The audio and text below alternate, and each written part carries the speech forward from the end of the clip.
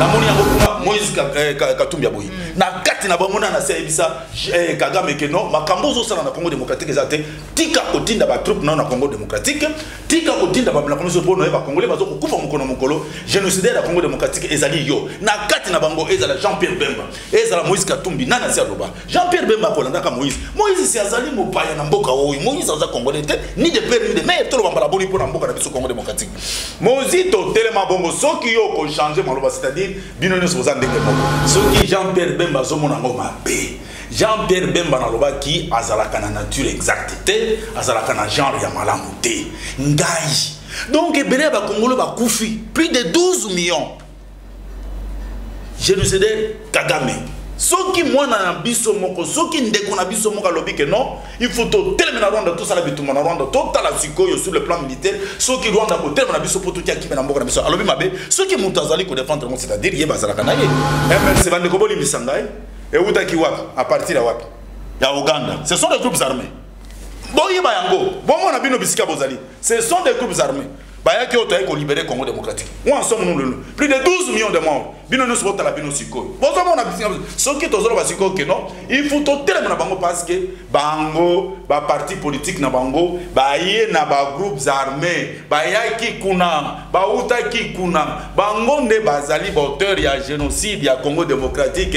Ce sont des partis politiques criminels de sang. Nde yango ils ont payé ça ba tout passe biloko oyo ezali lokuta mingi. Ceux qui basent sur alternance, alternance, basent sur mon côté qu'ils allaient solitant par l'alternance. Yo minoritaire, c'est-à-dire alternance na yo ezali wapi. C'est-à-dire les officiels nyonso yo bazana chef de l'État sont du FCC, baza batu ya FCC. Bango nyonso mokolo wana bazala ki wapi. Bazala ki na kingakati. Yo ko sala inauguration kuna mutu moko azali. Bako yo ka yo nani nango alternance. Minoritaire, même na officiel. Mokolo ya inauguration ya saut de mouton. Alternance. Et c'est moi qui vous allez belé, vous faites des bosons à étendre, et na bino, et c'est moi qui vous allez nesengo ya ku yamba biso na kati ya ba étendre et na bino, mbote na bino balandi ya 3W plus qu'à télévision, mbote na bino bande ko balandi émission vérité de tous côtés sur la chaîne de vérité MRV. Pour la bien soba et vous mis vraiment di baku ya Rolanda biso année 2020 ils allaient vraiment année à kimia année à prospérité pe année à makamunyon so merci na yo Joël Lipo na gauche chasseur d'images vous mis sur ma caméra merci na abonner nyon so continuer vraiment ko s'abonner massivement pour na ko rater vraiment actualité ko rater maizali ko loba mapé ko lega na kati mboka na biso République démocratique du Congo te vraiment na lombangu nyon so toujours on demande na bino parce que tous ala kabana misala bino to ko yamba lelo Papa Médard, Ndeko Médard, Obosé Pelaganaye, Azali 4, na kati ya IDPS le peuple, le président Valentin Moubake, et le monaye, de tout décortiquer, tout peut tout panzanteke, il y a Oezali Koleka, na kati ya scène politique congolaise. Mbote, Papa Médard. Mbote Mopanzi Sango, Mbote na balandi ya vérité, Sika ya Maman Joël, na bisimi no Mbote mingi. Ndeko Médard, Mutuna ya liboso, Mikolo Wuti Koleka, Awa, au cours il y a traité encore au Mwanamboka président tout coordonnateur Wazali Kokamba Lamoka Lelo a proposé qui topé à l'obay qui était Sengeli République démocratique du Congo et pour ça la guerre na Rwanda pour que tout trouver qui na Katamboka na biso ya mbaki ngolo lengi. Bon, ngai en tant que patriote, en tant que Congolais, ceux qui Mozito lobby bitumbana Rwanda, mais ennemi à Congo ils allaient Rwanda to wangana te. Ennemi à peuple congolais, génocide na Congo démocratique, c'est le Rwanda. Les alliés Rwanda. Les alliés Soki et Lokoyo et ça là que Kagame. Ala takama papu likolo ya ba congolais ki ngai na sala nyonso lokola nazo mona ba déclaration ceux qui son pied son bras droit azolo ba keno ba congolais ba zona numéro ba talo ba sengeli est-ce que Rwanda koki ko telemana même sur le plan militaire tolo banano même effectif militaire personnel militaire biso to leki Rwanda na musika Rwanda même na sia makolo na biso ezalité ngai nazali na sengo soki muzito alobi yango parce que Mouta azali ko bundisa peuple congolais, Mouta azali ko buma peuple congolais, ezali mboka mususte ezali Rwanda. Soki oyoki un congolais azali ko wanga na yango, c'est-à-dire bango en connivence avec Kagame, en connivence avec le Rwanda. C'est-à-dire provenance na bango même na régime oyo ezala ki epa ya Kabila, nayo Tshilombo azali ko continuer parce que Tshilombo kaso balobi Tshilombo te kala Kabila. Donc nyonso même na négociation pour Tshilombo azala ezalaki Kagame aya bandoko parce que azali mettre à penser na bango. Yango wana omoni ba congolais modèle wana ils sont des anti-valeurs. Bango bazali banti ya patriotisme. Ndezo sala ke ba wangana moji talobi yango. Moji talobi yango so lobi ke to sala bituma na Rwanda. Pomboka na biso ekoma kimia. Mabe ezali wapi? Soki ya solo mboka na biso tozali sûr que intégrité territoriale na biso esengeli ezala na kati na maboko na biso moko bana mboka bongo oyo Rwanda ezosala na Congo démocratique. Est-ce que organisation mondiale ezali te? Nous avons l'ONU, nous avons le Conseil de sécurité, nyonso ezali communauté internationale ezali makambo yo plus de 12 millions ya ba congolais bakufi nani amoni yango te bazo monate parce que ba casquette na bango le Rwanda ezana ngwa casquette à pamba c'est la communauté internationale okomona ba dirigeant ya monde même bao baza honoraire même baza en cours tout bango nyonso même mise na bango na Congo démocratique likolo ya ba minéraux na biso ngai na kozala na symbole kamo Moïse to alobi ke to teleme na Rwanda to bundisa Rwanda po makambo ya Congo kimia kota azali na raison na ye soki mutazo boya ngana ko regretter baza ko boyi o basengi ete a retirer maluba wana ya mbia a retirer ngo tango Kagame azoya na Congo démocratique abomaka basi ba yebisa Kagame ke o retirer makambo ya ko bomba congolais ezali te nana sa yebisa Kagame nani asi yebisa Kagame ezala na mona ki yango kuna Jean-Pierre Bemba boyi na moni yango kuna Moïse Katumbi boyi na kati na bango na sa yebisa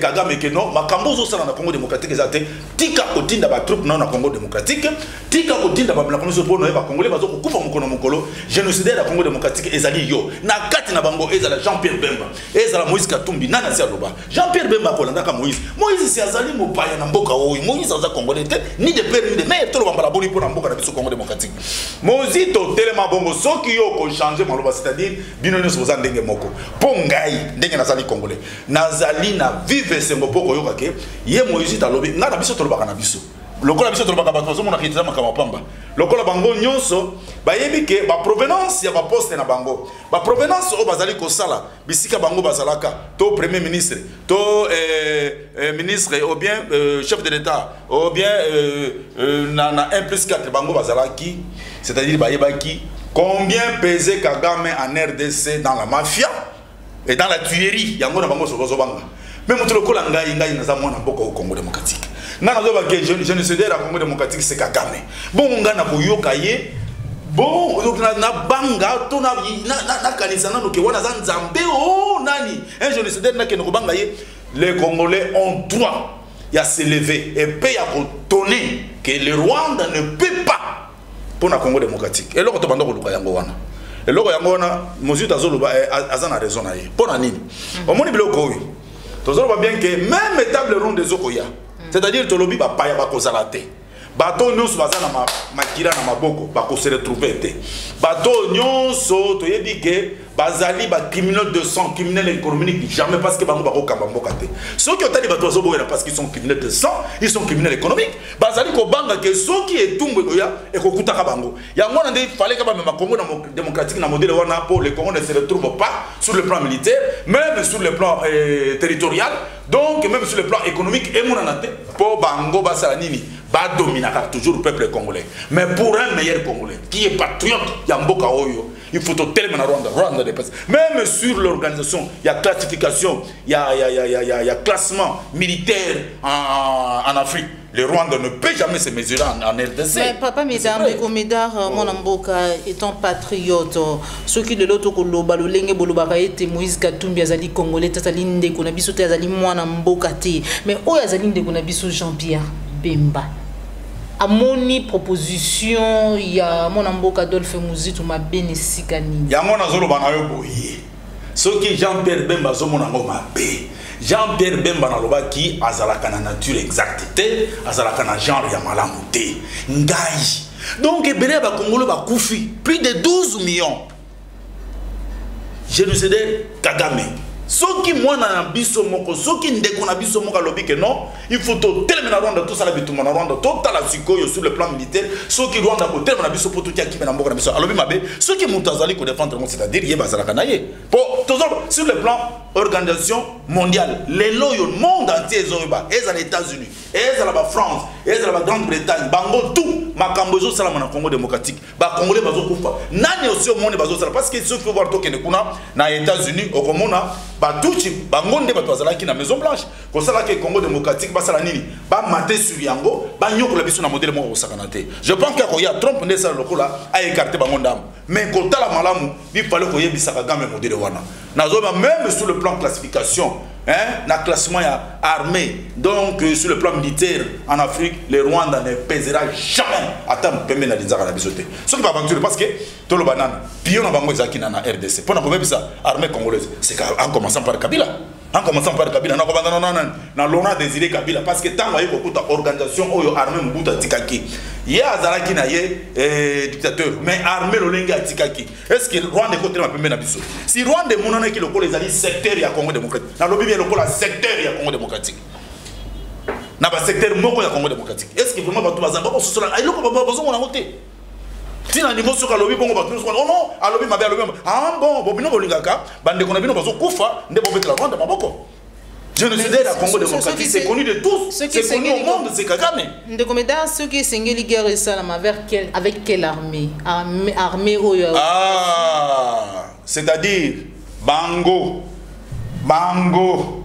bayebi bisika bautaka moi je prends l'exemple MLC bande koboli misangai et utaki wapi à partir de wapi ya Uganda ce sont des groupes armés boye bayango bongo na bino bisika bozali ce sont des groupes armés bayaki otaye ko libérer Congo démocratique où en sommes nous plus de 12 millions de morts bino nous sommes la bino siko bozo mona bisika so ki tozolo basiko ke non il faut totelemana na bango parce que bango ba parti politique na bango baye na ba groupes armés bayaki kuna ba utaki kuna bango nde bazali auteur ya génocide ya Congo démocratique ce sont des partis politiques criminels de sang nde yango ezo pesa batu pasi nous devons être sincères ngana za congolais na koyoka pasi ceux qui bande konanga ibazo ko kufa na est de la république est ce que vous allez wapi mama tolo banana makamba solo est ce que ngande komedar nazokos bolo ba vérité so ngande komedar nazokos muto a contredire nga makambo nginde komedar nazokos ceux qui za lokuta c'est une réalité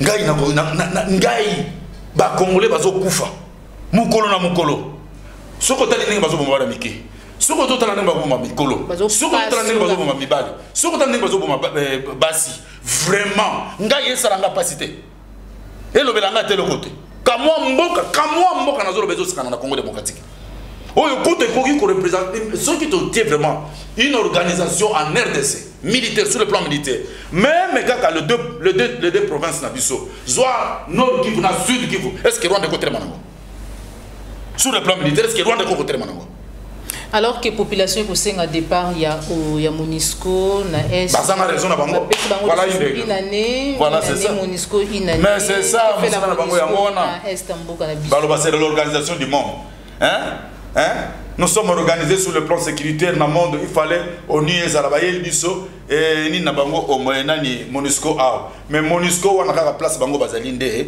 force commune ezali wana ozoka balobaka balobaka ile côté po bayebi ke kolia na bako ya na putulu bayaka putulu soko tali bango tina te mais au moment na bato mosusu bazofuta bango ba $200 epai na bango mais bango bazozo ba 1000 et quelques yango nazolo ba makambo yo il faut peuple congolais tala conscience et patriotisme les hommes biso on va teka au pont de communard le bibo ya za faute eza question ya faute te ba bomi plus de 12 millions bandanza ba salamuki bato bakufina no lenge ote même les deux premières guerres mondiales bato bakufa ki bongo te ya Congo démocratique donc ba applaudir ba génocidaire ya Congo démocratique c'est ça le Congo démocratique et c'est ça un Congolais peut dire ça. Parce que nous devons avoir une guerre en face de Rwanda, tout à la sécurité Rwanda côté de Manabiso. Et puis, bazali ba contribuable dans la stratégie à Mabé, dans l'armée, dans la police congolaise, dans les services de renseignement et de la sécurité contre le Congo démocratique, soi-disant à des doubles nationalités, surtout rwandaises et ougandaises. Ça vous arrive. Et zo ila bino kalaming te bokolo ganzila bokimo. Merci beaucoup Ndekomedar, IDPS, Union pour la démocratie et le progrès social. Parti cher, il y a Papa John Tshisekedi, parti cher à président Valentin Moubaki, parce que c'est IDPS, IDPS, IDPS limité, IDPS Limbola madame. Biso IDPS les peuples. Voilà. Est-ce qu'aujourd'hui, dans nos point de vue. Parce que Awa, Tibala, IDPS. Chilombo, IDPS. Les peuples. Donc, patrimoine congolais, IDPS. Vous avez mon colombo comme biso sur récépissé, ou à résoudre récépissé, ou à résoudre récépissé, biso peut résoudre récépissé, dans le ministère intérieur, dans le secrétariat général chargé des partis politiques, biso peut soit qui a. Tant aux autres, limbola en kitoko. Pour le peuple congolais, ah ouais, bah tu vas au monde comme si IDPS tout ça. Voilà, IDPS Congo, namba congolais, namba boko ya Rwanda, si ça y a Chilombo. Voilà, IDPS Chilombo, IDPS Chilombo, tant ba koloba était IDPS est considéré pouvoir, tout pouvoir et olongaka na maboko ya IDPS kino mukolo yeso kozongaka. Parti démocratique. Progrès social. Ah ouais. So ya mbola ya ngozi. Na pesa yonda kisamala. Ti yeso ko ya. Tala basala kama sana. Yo mtu alobaki ti yeso yo yebinzamba. Yo yebinzamba. Na Kasai dans des villages na Katia Bamboka. Na lobité na ba chef lié ba province té. Na lobi na par exemple na Mbujima ité, na lobi na Kananga té. Mais tous on na ba mboka. Et Koloma Masangu combien 5 000 francs congolais. Na Mbujima 800, 8 000. Est-ce que wanande c'est progrès social. Social suka ya mbula. Social, progrès social suka ya mbula. Et Koloya Masangu na kati ya mboka 8000 na kati ya ba chef lié ba province combien 8000 na kati ya ba province na kati ya mboka 5000. Est-ce que on a yango progrès social? Bon moi le bango yango ezolakisa ke ezalaki batu nyonso te bazalaki na se ya makolete Tshisekedi pona koyeba politique. Batu nyonso te. Est-ce que pouvoir égotika makato soi-disant, tout bien, soi-disant, alternance, bango, bango, na bango ya liboso, na banda na bango liboso, na ba jeep na bango. Pas remercier Kabila, c'est leur autorité morale pour l'année bakosaka. Autorité morale na bango nyonso, ezala FCC, ezala kaji. Mais c'est Kabila, batika okosa peuple congolais. Batika okosa peuple congolais, c'est Kabila leur autorité morale. Batika okosa peuple congolais. C'est ça la réalité du Congo actuellement. Parce que Makambo et Mouzuto a lobby. Ce qui réellement Congo est un chef de l'État, garant de la nation, et paix commandant suprême des forces armées et de la police nationale. En tant que commandant suprême armé, mais Makambo et Moïse Alobi, mais le Rwanda déjà ils allaient côté Keta, c'est-à-dire qu'ils allaient combattre avec aïe et quand il a vu son tout en moy parce qu'en RDC c'est un pays indépendant souverain, donc autre au sala Torofukate. Qui sont là? Kabila c'est pour eux. Chilombo c'est pour eux. Bakobanga nini? Bakobanga nini? Balobi ya koya kata mukolo moko te. Koya kata mukolo moko te. Bientôt une année alternance. Alternance. 10 000 francs en kati. Alternance wapi elongi ya jeunesse. Yozui criminel de sang, criminel économique aux elongi au tient na peuple congolais. Est-ce que peuple congolais comme on a eu peuple congolais comme on a eu alternance pacifique va bien. Alternance pacifique. Nani? Oh, alternance pacifique dans toutes les institutions. Tu es minoritaire, bango baza majoritaire. Élection yo moko, oh soi-disant, aux sala discours état de la nation, basala ka discours de état de la nation mokolo yo banda kiti mokolo yo aux sala discours na yo, oko sala futur na yo te, wana eza état de la nation te ba conseiller boye ba koteya. Alors biloko oyo ezali lokuta mingi. Ceux qui basent sur alternance, alternance, parce qu'on a voté qu'ils allaient sonner tant que alternance. Yo za minoritaire, c'est-à-dire alternance na yo ezali wapi. Alternance na yo ezali wapi. Dans toutes les institutions, partout. Aux minoritaires, et tu as été nommé alternance. Parlement, c'est-à-dire Assemblée nationale, va nominer alternance. Il y a qu'un Sénat, chambre haute, des corrompus, alternance. Yo, Assemblée provinciale. Hein? Nomination, il y a un personnel à chef de l'État. Alternance. Sonia Mondelo. C'est grave ça, Rosa Médard, Papa Médard, Toko, Madame Souka, émission Nabiso, bonne année Peyango, ba cadeau Nabino Balaka Gibino. pour nous fêter Noël na bonne année. Apparemment beaucoup souhaité bien côté na bino kuna ça se passe bien na maman mopandi sambo yo lukina tombi sous ba congolais malamu na makanisi ba nani la ki congolais oh la ki congolais comme saut des moutons na moni mi tukezo sauter zozo ngiza yo si mona bozo sala bozo kende ko sala bolobi mukolo wana bozo tala tozali na ville institutionnelle. Ville institutionnelle, protocole d'État, papa bagafa modèle ville institutionnelle, au chef de l'État pour ça là, inauguration. C'est-à-dire les officiels nyons, so bazana chef de l'État sont du FCC, baza batu ya FCC. Bango nyons mo kolwana bazala ki wapi? Bazala ki na kingakati. Yo ko sala inauguration kuna mutu moko azali. Bako yo ka yo nani nango alternance minoritaire, même na officiel. Mokolo ya inauguration ya saut de mouton. Bangono sinakinga kati alternance. Mon collègue inauguration na pompage donc to kozela inauguration to kozela to kika mokonza mboka suki ka Robert Nzela donc ça c'est grave papa Médard to comme na suki émission na biso message na yo na ba imboka o ba kolanda yo à travers 3W ba ndeko na ngai congolais mboka za ya biso attendez qu'on a biso za na mabunga akososola ka mokolo moko.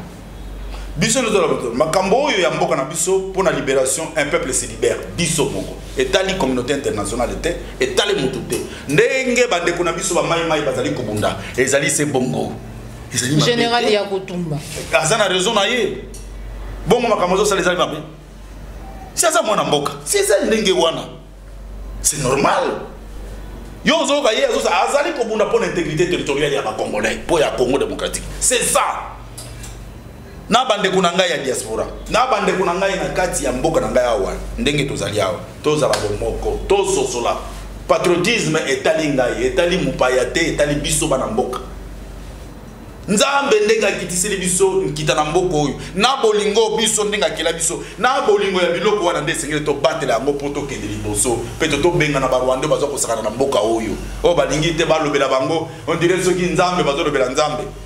Or que tout même na ligne nzambe bazalité bakata ngenga te c'est-à-dire ils sont pas Dieu n'est pas avec eux yo si on a Satan azala na bolingo mokolo moko te parlons vrai ça c'est le Congo démocratique pour les Congolais toute la vérité c'est qui est pour le Congo pour des vrais Congolais surtout oh là là un vrai Congolais baza biso il va Congolais malamu.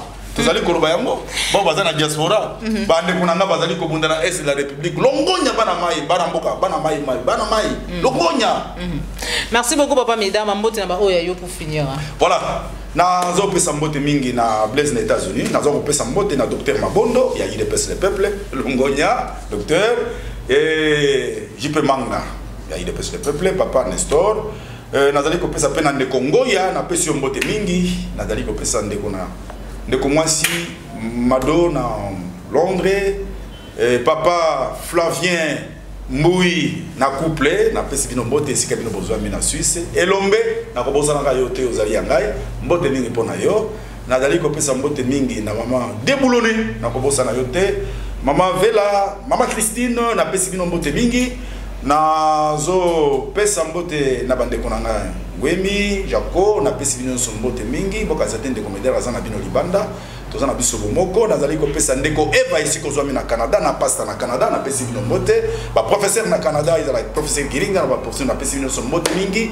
nazali ko pesa bandeko nyonso oyo bazali ko londa biso na pesi mbote na Pepe Mbenga Dalo na pesi mbote mingi ko zatende komedera bosani yo na pesi bino mbote nazali ko pesa mbote na couple Kei esiko zwami yango na pesi bino mbote mingi esika bino bozwami na France na pesi bino mbote na rosa na bino te esengo ezali pona bino nyonso nazali kopesa na bapanzi sango nyonso bazali bisika bazwami esengo bazali kotsala musala oyo ya kitoko oyo ezali te ya kokanga lonzo te mais ya malamu wana okola ba mama Joël bisika bazwami nazo pesa mbote na bande kulanga nyonso okazede ke onde komedara bosani biso na kobosana kabino mukolo moko te tozali elongo pesi papa Hilaire na pesi mbote kimia ezala kati na libota na yo bino nyonso bande nyonso bisika bazwami mbote na bino. Merci beaucoup de commédore pour nous les canaux plateau il y a 3W Télévision. Ouais na pesi numéro nangai. Voilà. Ezali plus 243 89 72 46 571 abandeli yango plus 243 89 72 46 571 numéro ya mibale plus 243 9 700 19 680 abandeli plus 243 9 700 19 680 Décomédard. Bandeko bazali na mingi na France malgré numéro na bino na ya bandeko wana na simité ezali docteur Mabondo na Paris ezali ndeko JP Manga na papa Nestor bazali na ya ile pese le peuple lokola mwana mboka Valentin Mobaki azali koya esengele bokutana bosadere ezali vraiment patrimoine ya peuple congolais na ndenge esika biso tozali ndenge tozwami. Merci beaucoup. Nous sommes arrivés à la fin de notre émission. C'était là Décomédard Ouazali 4. Il y a parti politique Otobengi, I2P sur le peuple et il y a président Valentin Mobaki. Autre qui vraiment dit ici et par rapport à l'actualité politique Ouazali qui faire couler beaucoup d'encre et ça livre. Merci Nabino sur beaucoup de ce qui sont dans Nabino. Merci Nayo, j'aurais de go na gauche chasseur d'image. Merci na cordon au pima Afrique na papa la yo mais na grâce Tumba na Mike n'dengue la différence que je souhaite en joyeux anniversaire, longue vie na yo, longévité. Nyonso ya malamu ekutana na yo, nzamba pesa yo ezali vraiment posa ya motema na yo pour cette année qui commence année 2020. On se retrouve pour un prochain numéro toujours sur la chaîne des vérités. Quant à moi, je vous dis au revoir.